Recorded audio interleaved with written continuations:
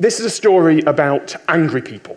It's about live streaming, and it's about how nothing seems to have changed. Because what I wanted to do this year was I wanted to try and predict the future. I know, Ian, you said right at the start, we need empathy, not prediction, but I wanted to take a pattern. I wanted to look at what was in 2010, when we had the last general election. I wanted to draw a line from that to where we are here, and then I wanted to work out what the 2020 general election was going to be like. But I came across a massive problem. I wanted to leave you with a view of the future, vaguely optimistic note to end the conference on, but what the hell has changed in the last 5 years?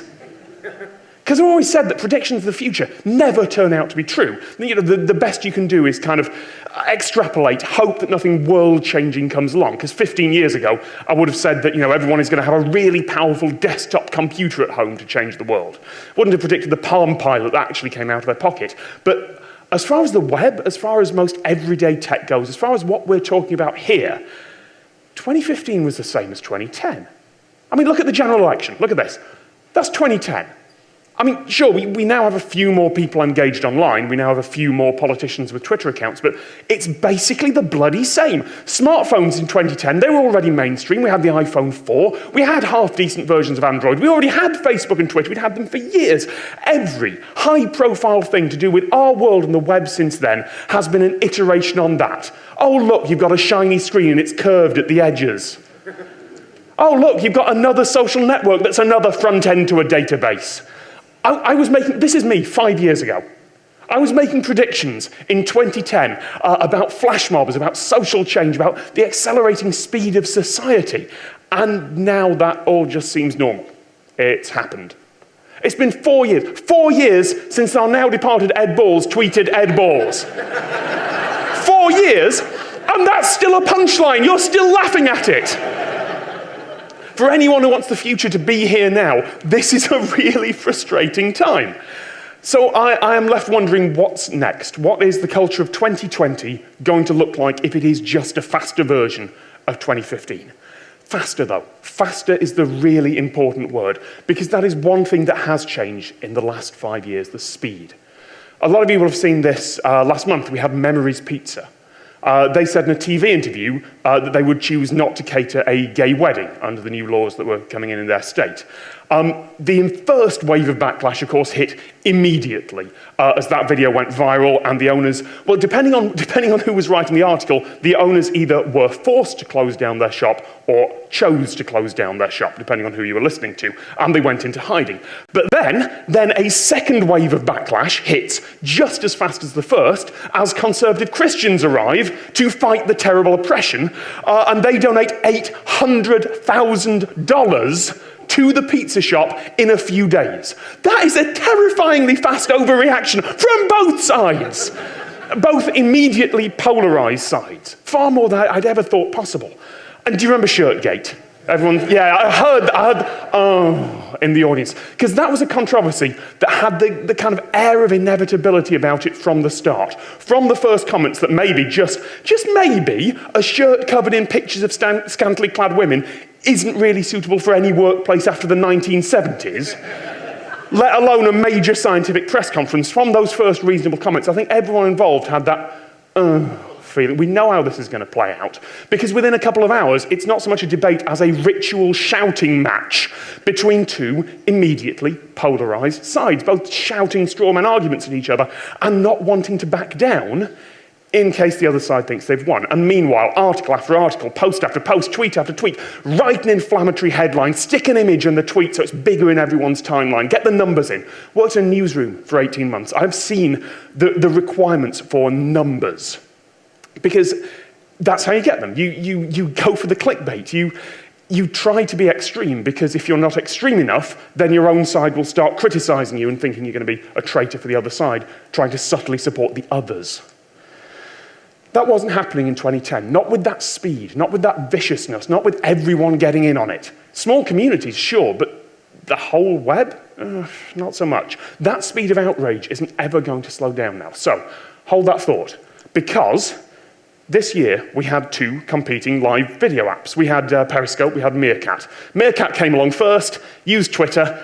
Twitter launched Periscope a couple of weeks later and basically shut down Meerkat and killed their access, because that's how we work now.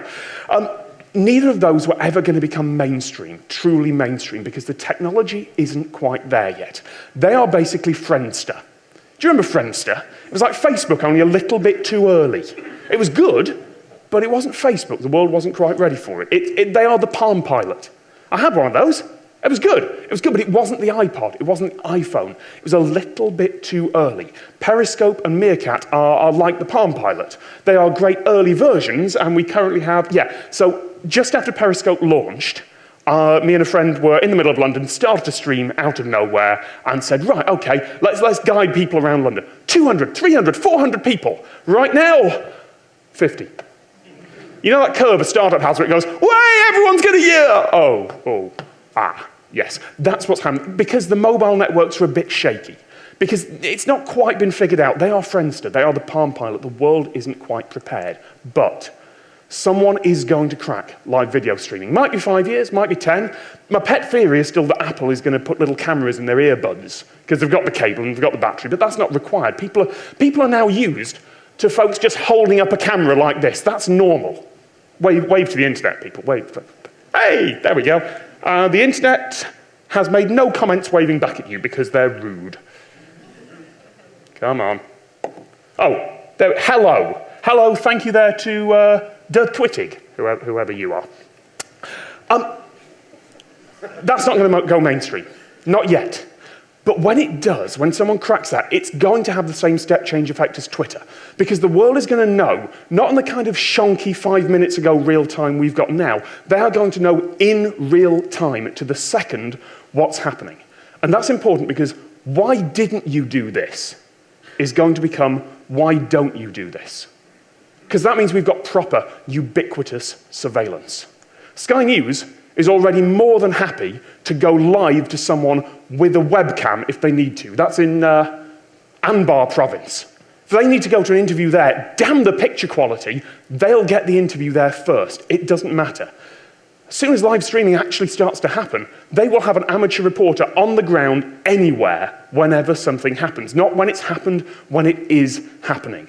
But that also means that if an online mob of 2020 targets you, then there is suddenly a chance that you are being watched and broadcasted live whenever you're in public, as an organized, anonymous, angry mob combs through every nearby geotagged live stream looking for you. And if that seems improbable, if it seems that no one would go to so great an effort for so small a reward, remember that over the last year, there were threats of bombs and mass shootings sent, credible threats, because of criticism of video games. Multiple times. If people are angry about something so trivial, what are they going to do when they actually care? Because there are reasons to care. There is another side of that coin. There is Baltimore. There is Ferguson.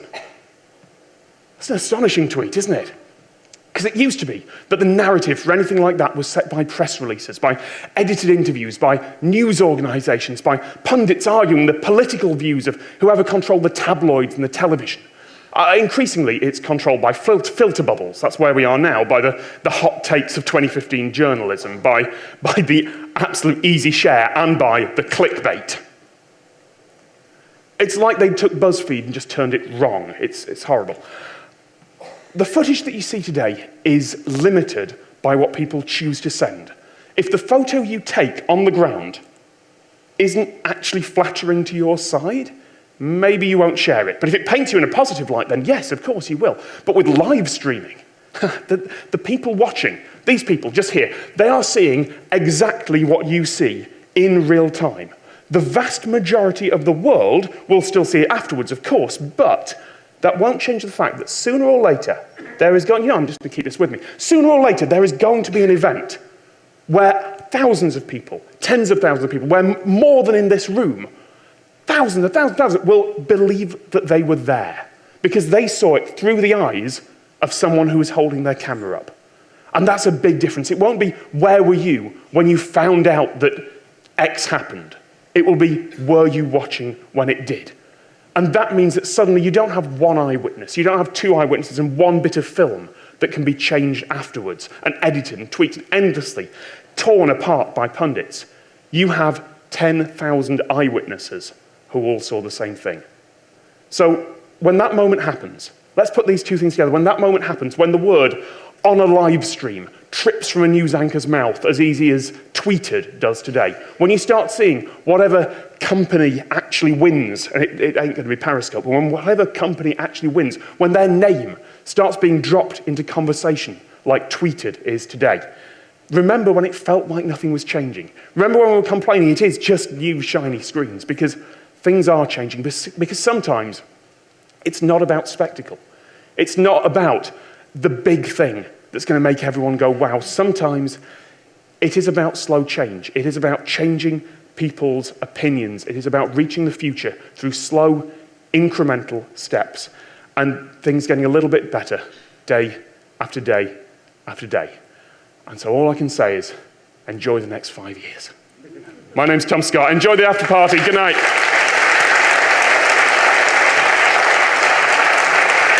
Thank you.